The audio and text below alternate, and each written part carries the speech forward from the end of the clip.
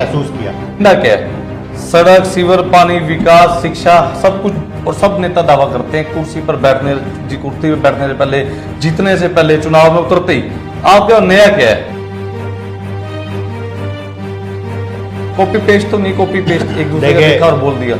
कुलदीप बिश्नोई के दावों की तरह 100% झूठ है। आदमपुर जिसको वो अपना परिवार कहते हैं, मानते नहीं है, आज पूरे आदमपुर विधानसभा क्षेत्र की जनता अपने आप को ठगा हुआ महसूस करती है। नमस्कार चिराग जी, और आपके सभी दर्शकों को भी मेरी प्यार भरी राम राम। सत्येंद्र जी, आदमपुर उपचुनाव का कैसा मोड़ रहा? जब आप फील्ड में उतरे, जब लोगों से मिले, 1 to 1 हुआ, तो क्या देखने को मिला आपको? देखिए चिराग भाई, आदमपुर मेरा विधानसभा का राजनीति क्षेत्र ही नहीं, मेरा जन्म क्षेत्र, मेरा कर्म क्षेत्र भी राजनीति और स्कूली शिक्षा या कॉलेज की शिक्षा गए तो सभी वहाँ से हुई। 2014 में कांग्रेस पार्टी से मुझे चुनाव लड़ने का मौका मिला। राजनीतिक रूप से 2014 से सक्रिय रहे। 2022 में आम आदमी पार्टी ने चुनाव लड़ने का मौका दिया। देखिए पिछले 10 साल में और खास करके पिछले विधानसभा उपचुनाव में कुलदीप बिश्नोई ने आदमपुर विधानसभा में ये कह के वोट मांगे कि 26 साल का वनवास खत्म करने का काम करेंगे। आज पूरे आदमपुर विधानसभा क्षेत्र की जनता अपने आप को ठगा हुआ महसूस करती है। उनको लगता है कि उनसे फिर एक बारी झूठ बोला गया, फिर उनको बहकाया गया, फिर उनको बरगलाया गया, क्योंकि दावे किए जाते हैं हजारों करोड़ रुपए विकास के, परंतु लोकसभा चुनाव में आदमपुर क्षेत्र के लोगों ने कुलदीप बिश्नोई, भव्य बिश्नोई समर्थित उन्हीं की पार्टी के एक बहुत कद्दावर नेता को 6000 से ज़्यादा वोटों से हराकर ये कुलदीप बिश्नोई को आईना दिखाने का काम किया कि केवल और केवल बातों की राजनीति छोड़कर यथार्थ पर आकर, धरातल पर आकर आदमपुर जिसको वो अपना परिवार कहते हैं, मानते नहीं हैं, उनको आज जरूरत है विकास की, जो कि कुलदीप बिश्नोई के दावों की तरह 100% झूठ है। आज भी लोग दावा करते हैं सड़कें, सीवरेज, मूलभूत सुविधाएं अभी भी शायद नहीं हो पाई वहां पर विकास के नाम पर। मैं देखता हूं बगला रोड भी टूटी फूटी है, उबड़ खाबड़ है। क्या लगता है भव्य बिश्नोई ने वादे किए, उस वादों पर खड़े उतरे 100 में 100? देखिए कहां से उतरेंगे खड़े, आप बड़ी हैरानगी होती है मुझे।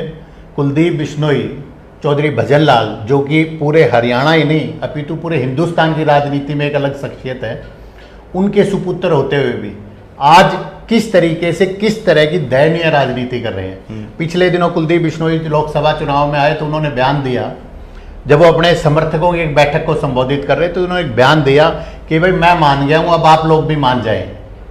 मैं पूछना चाहता हूं आपके दर्शकों के माध्यम से कि कुलदीप बिश्नोई क्यों नाराज थे, किन मुद्दों को लेकर नाराज थे और क्यों वो मान गए? ऐसा क्या लालच दिया गया उन्हें, ऐसा क्या दबाव डाला गया कि उन्होंने मानने का, दम भरने का काम किया, परंतु आदमपुर की जनता ने उनको नकारने का काम किया?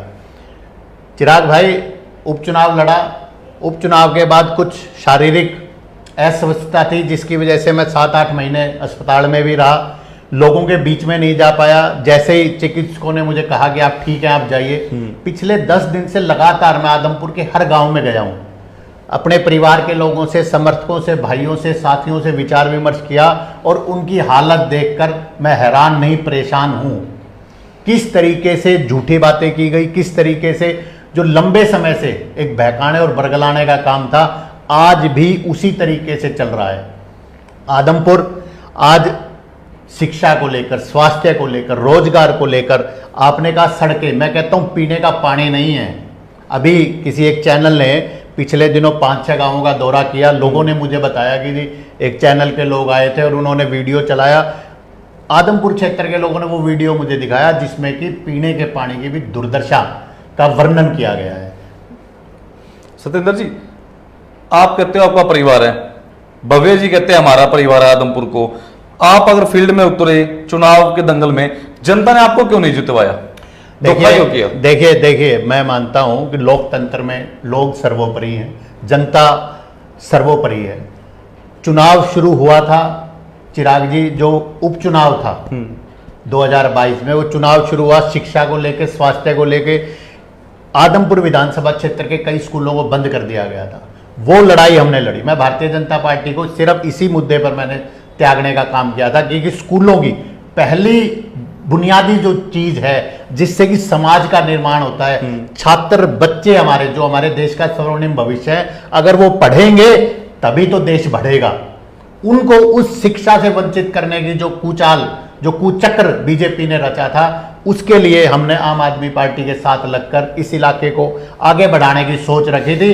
परंतु फिर मैं ये मानता हूं कि भारतीय जनता पार्टी चुनाव को शिक्षा, स्वास्थ्य, रोजगार, पानी से भटकाकर, बरगलाकर, बहकाकर जाति के नाम पर, धर्म के नाम पर लाने का काम किया और कहीं ना कहीं आदमपुर के लोगों ने अपने आप को ठगा हुआ महसूस किया।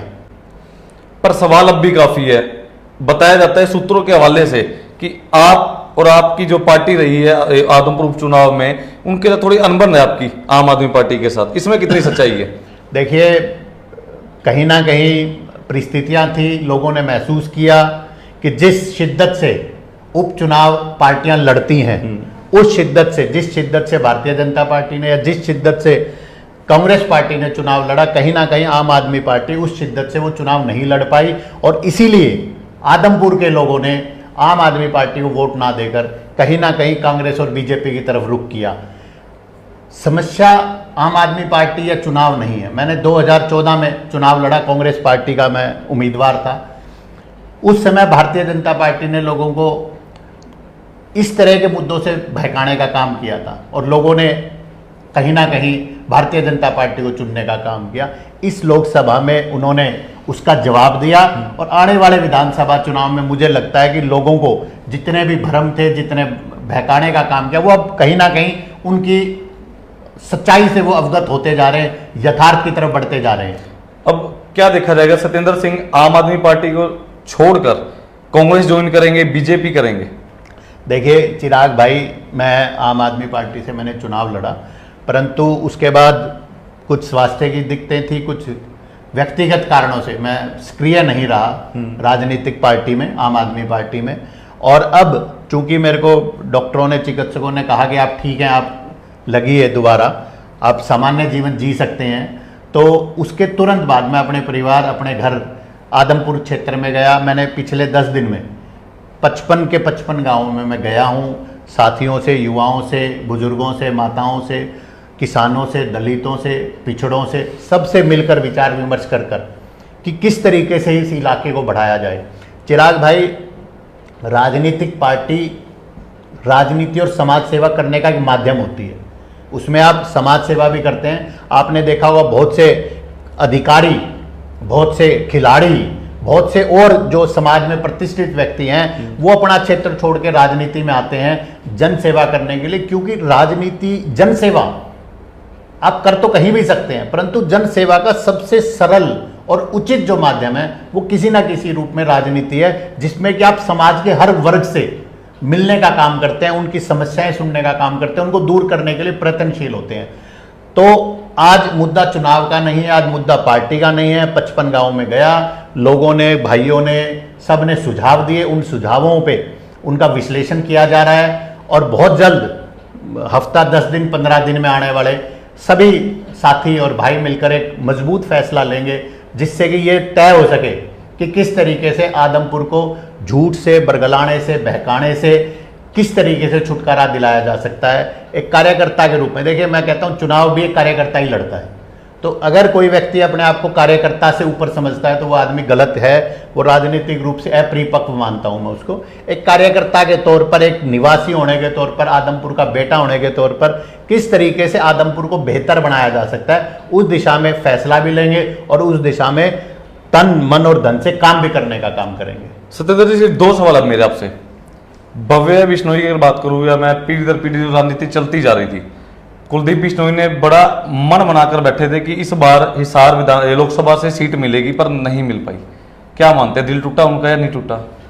देखिए, ये तो सवाल जो है मुझे लगता है कुलदीप जी या भव्य जी या रेणुका जी इसका बेहतर जवाब दे पाएंगे, क्योंकि मैंने जैसे शुरू में बताया कि वो नाराज़ थे और फिर मुख्यमंत्री नायब जी उनके घर गए दिल्ली में और फिर उनको मना लिया गया।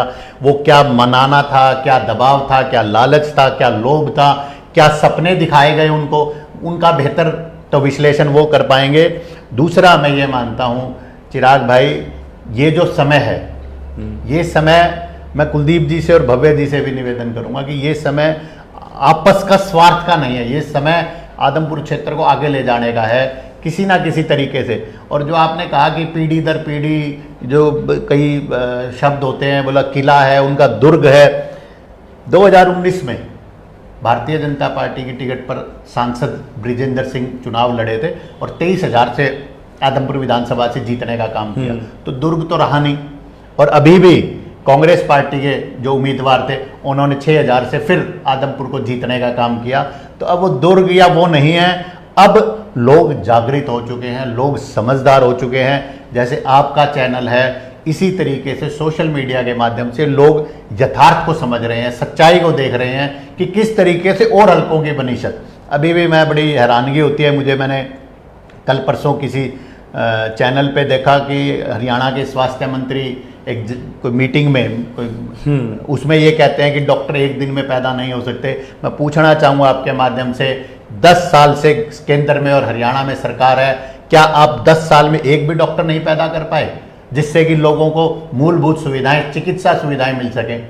तो ऐसे बहुत से सवाल हैं जिनके जवाब भव्य को और कुलदीप जी को खुद से एवं अपनी पार्टी से पूछने चाहिए, जिससे कि आदमपुर का विकास हो सके।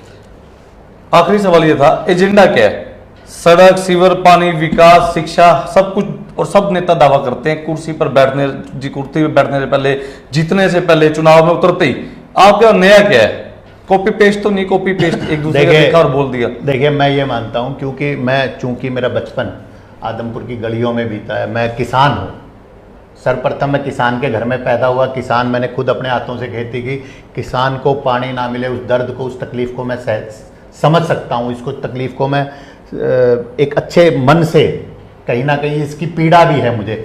और महात्मा गांधी, हमारे राष्ट्रपिता महात्मा गांधी ने कहा था, राष्ट्र का सर्वांगीण विकास करना है तो गांव का विकास कीजिए। अगर खेतों में पानी होगा, मैं कहता हूं बहुत सी समस्याओं का समाधान तो उसी समय हो जाता है।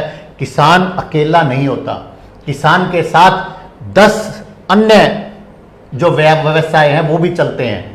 किसान के खेत में जिन व्यवसायों की जरूरत होती है वो व्यवसाय भी फलीभूत होते हैं, वो भी आगे बढ़ते हैं। और इसके लिए देखिए, बिल्कुल ठीक बात है, आपने कहा कि सभी दावा करते हैं, परंतु वो लोग वो हैं जिन्होंने यथार्थ को देखा नहीं।